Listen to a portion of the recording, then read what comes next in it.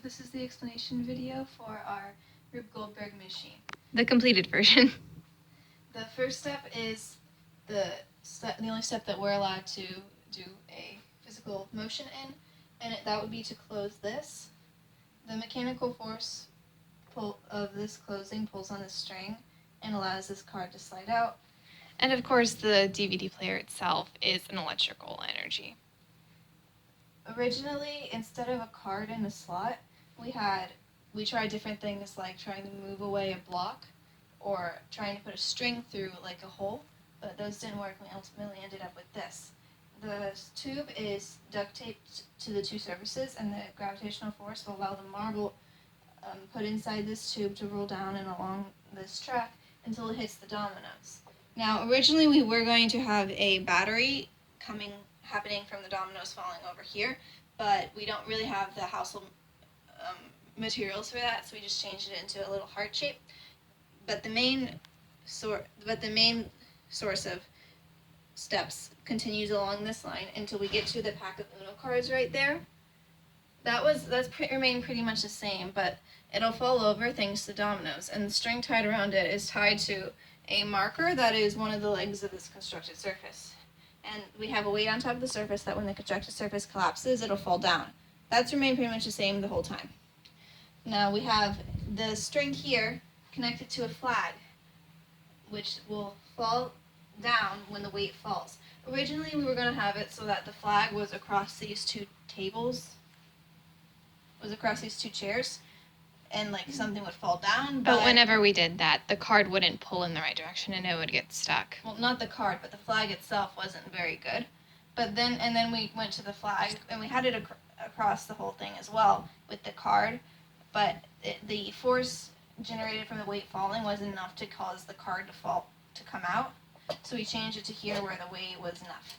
After this card is pulled out, the marble inside here will roll down this tube until it hits this container. And the container will fall into that tube full of vinegar. There's baking soda in the container, and it'll cause a chemical reaction when it falls in.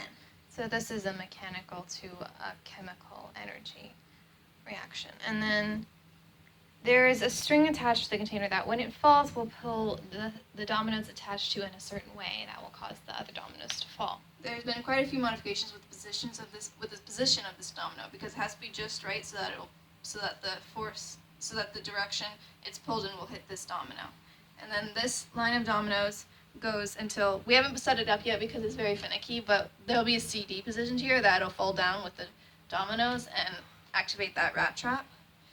We originally we were trying to go all the way over here with the dominoes, with steps or something, but we didn't have really the capability to do that, and we didn't know how we were going to get to the fan with that. So also, setting up all those dominoes was highly impractical. Yeah, and so we got a rat trap.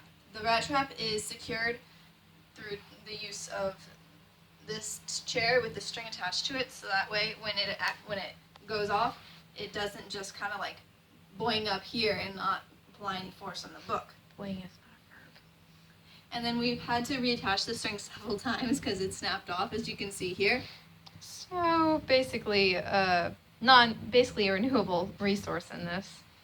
And so we have another constructed surface here, and we haven't put it on yet because, again, it's very finicky. But the book will go here, and when that is pulled down, it'll cause the entire surface will collapse and this book will fall down. The length of the string and the weight of the book is enough and short enough that it'll pull down on the fan cord and cause it to start. That is an electrical reaction. That is not reaction, but an electrical use of energy. And there's a string tied around one of the fan blades that will, when the fan starts, will pull on this string right here, causing it to slip up and over this and allowing this to fall down.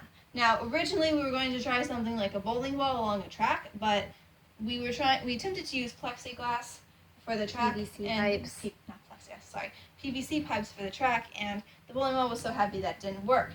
We then tried to roll this down a track, but actually it was too small in length to keep along the track consistently. Also, it was kind of uneven.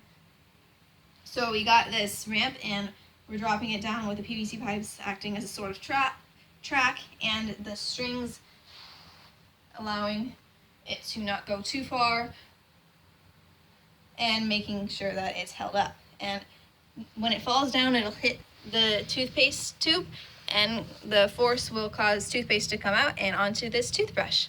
And that's the explanation. The actual running of the machine will be posted in another video. Thanks.